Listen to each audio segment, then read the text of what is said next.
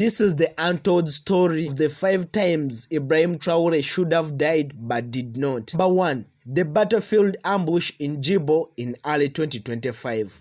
Unlike many heads of states, Traore decided not to govern from air-conditioned palaces. Instead, he regularly visited frontline troops in the country's north, where the terrorist groups linked to Al-Qaeda and ISIS were wreaking havoc. In early 2025, while visiting a military base near a town of Djibo, Traore insisted on accompanying a unit conducting a sweep of a known insurgent hideout. What followed was very fierce, an ambush, one of the great ones in the recent Burkinabe history. At 7 in the morning, just as the unit entered the outskirts of a small village, they were hit by a mortar fire. The first shell struck a vehicle 10 meters from Traore's position, flipping the car into air. Gunfire then followed. The group was pinned down. Communications was jammed. A second mortar then hit the nearby building, collapsing part of the roof and burying 2 soldiers.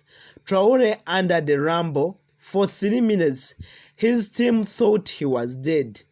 Dust, fire, and chaos. But then, out of the rumble, Traore emerged, shaken, wounded, but still alive. His leg was bleeding. His uniform was torn, but he took command immediately, organizing a flank maneuver that eventually pushed the attackers back. They lost 6 men that day, but saved over 60 different villagers who had been held hostage by the insurgents. When the news of the ambush reached the palace, panic spread, but Traore's survival became a legend. The image of him, wounded, covered in dust, and rallying his men would be seared into national psyche. That's number 1. Number 2, the coup that nearly killed him. This was in October in 2022. In October, the country was on the edge. Just months earlier, Lieutenant Colonel Paul had overthrown President Roch Kabore in a coup that was supposed to stabilize Burkina Faso. But it didn't. Attacks from the jihadist insurgents increased. Trust in the military leadership faded. Inside the ranks, discontent brewed. One name began to echo in whispers: a young Traore, a young charismatic officer from the artillery regiment. Quiet, but always watching, loyal to his people, but known to power. When Traore decided to act, it wasn't just a decision taken lightly. He and a close group of officers planned the second coup. It was swift, it was brutal, and it was fatal. On the morning of October 1st, as Traore's group advanced towards the presidential palace, they were met with unexpected resistance. Dimabi's royalists had caught a wind of the coup and had forfeited the area. Gunfire erupted. A convoy ahead of Traore was hit with a machine gun on fire. Amidst this chaos, Traore's vehicle was targeted. A sniper fired, missing his head by mere inches. He was pulled out of the car by one of his men before a grenade then exploded nearby, shattering the windows and throwing debris across the street. It was in that chaos that Traore, disoriented and bodied cuts, continued moving forward. They eventually seized the national television station, declared victory, and the world knew close he came to dying before even claiming the presidency. That's the second time he survived being killed. It was when he was taking power. Number 3, the bomb that never exploded. By early 2023, Traore was seen by the people as a man of action. But with power came new enemies. more sophisticated, more patient. And in one evening in March, the presidential security team intercepted an encrypted message between foreign operatives, and it revealed a plot to eliminate Traore through a careful timed explosion. It had been placed along the section of a route of the National 1, just outside the palace. It was a route Traore regularly used while visiting military outposts. The bomb, disguised inside a delivery truck, was rigged to explode remotely.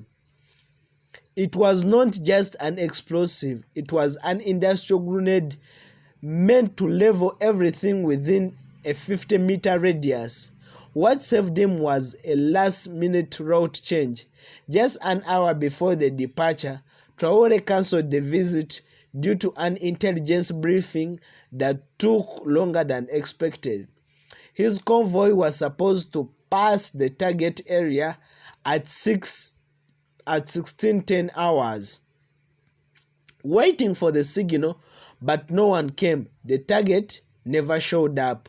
Later, engineers discovered the detonation device had failed due to a malfunction in the transmitter.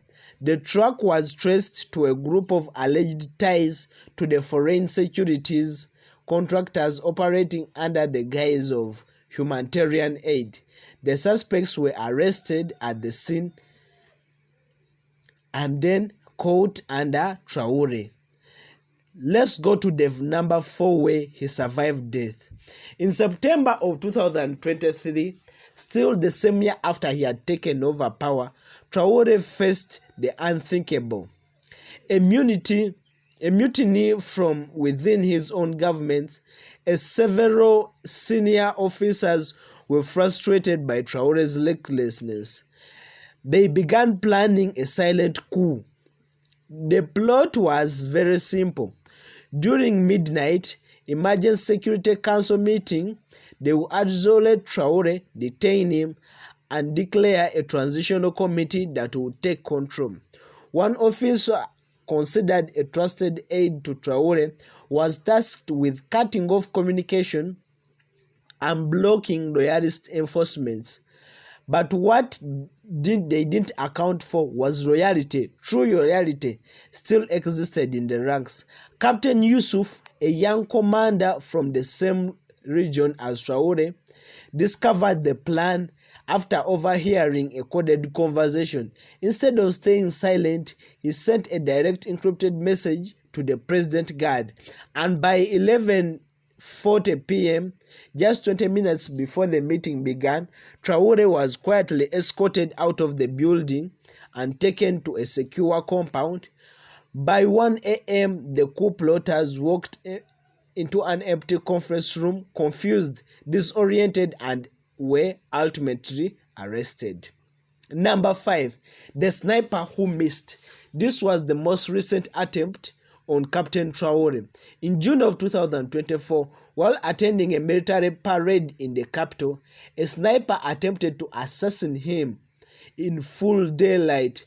The shooter, stationed at the rooftop in an abandoned building nearly 600 meters away, attempted to kill him. At 9:47 a.m., the sniper fired. The bullet missed Traore's head by just centimeters, hitting the decorative arch just above his seat. Immediately, chaos erupted. The crowd scattered. Security forces stormed the nearby buildings. The sniper was caught within an hour. An experienced mercenary with no clear national affiliation, but carrying the equipment tied to a private contractor operating in the nearby country of Mali. The rifle was custom modified and the bullet was coated to avoid any detection. The shot had been timed to coincide with a roof flyover, masked the sound. The sniper's only mistake was a slight overestimation of the wind speed. Had it been a calm day, Traore would have been dead. Since then, public appearances have been closely scrutinized, but the instant solidified in many Burkina Fasos, and they believe Traore isn't just any man. To his supporters, he's a symbol that doesn't fall easily. His enemies are still relentless. Foreign interests, insurgent groups, even internal fractions are all the reasons they want to see him gone. He endures, though through not luck alone, but through loyalty of a few and strength of his will, and perhaps something deeper, an unshakable belief in the mission he has set for his nation. Traore knows that he may not survive forever, but for now he lives, and he's doing so, he continues to defy the odds, continuing to live by, not only defying the odds, but death itself. If you've enjoyed the video, like, share, and subscribe, and I'll see you in the next one.